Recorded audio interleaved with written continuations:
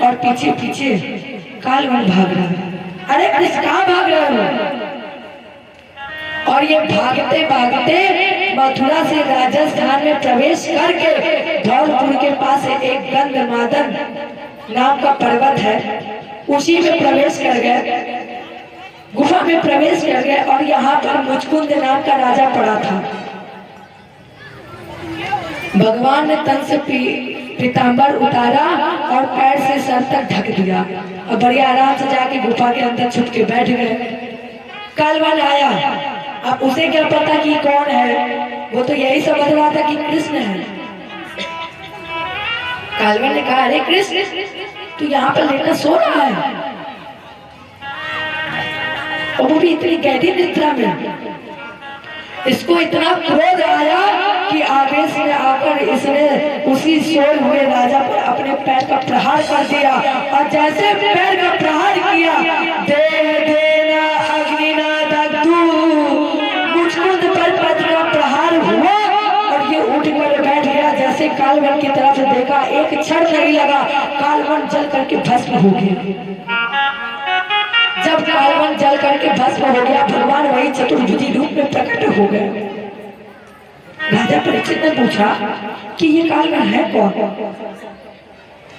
ये कौन है? ये सूर्य वंश के एक राजा थे, मानधाता। ये मानधाता का पुत्र था मुचकुंद।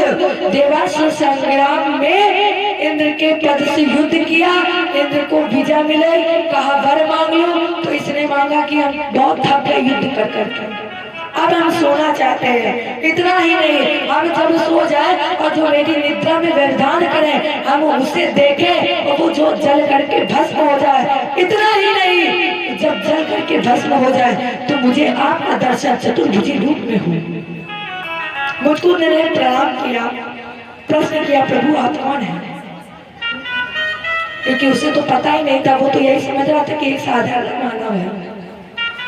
को भवानी संप्राप्तो विपिने गिरेगा। प्रभु आप कौन है? आपके कमर तो आप तो कमल के पंखुड़ी से भी ज्यादा नाजुक हैं और आपके पैर पर इतने कांटे हैं।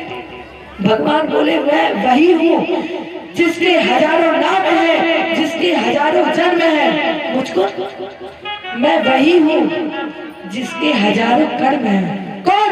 कोटि जन्म मुनि यतन कराही, अंतराम कही आवत नाही। मैं वो हूँ जो अंत में राम कह देता है और इस धराधाम पर वापस नहीं आता है। मुझको मैंने तुरंत चरण पकड़ लिया, कहा प्रभु अब कब दर्शन होगा? भगवान मुस्कुराए, बोले मुझको अभी हमारा और तुम्हारा मिलन एक बार और होगा। और ऐसा संत जन लोग कहते हैं कि यही मुझकुंद कलयुग में आकर नरसी बना है। इन सबका संहार करने के बाद भगवान कृष्ण ने अपने बड़े भैया का पकड़ा हाथ और जरासंध के सामने पहुंच गए। जरासंध ने कहा, अरे झलिया कहाँ है तुम्हारी सेना? भगवान बोले, अरे जरासंध जिसने 17 बार तेरी तेज औचरी सेना का संहार कर दिया है, उससे पूछना कहाँ गई सेना तुम्हारी? उसे 18वीं बार जरूरत ही नहीं है सेना की। एकदम जरासंध ने कहा आक्रमण।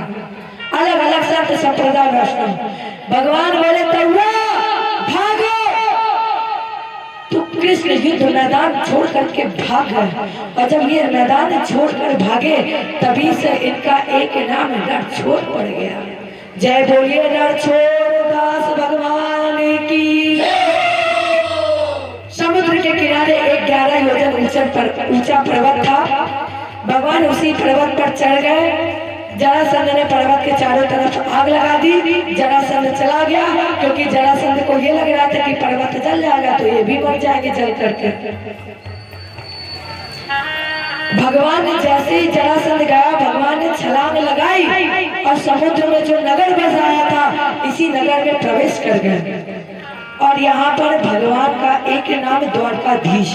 जय बोलिए द्वारकाधीश भगवान की।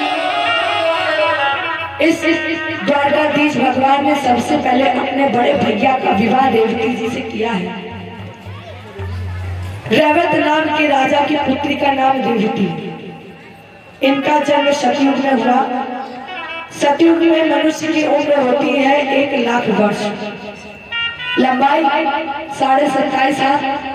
त्रेता में शून्य एक कम हो जाता है, बचता है 1,000 और रह जाती है लगभग 10,000 वर्ष। लंबाई 17.5 हाथ।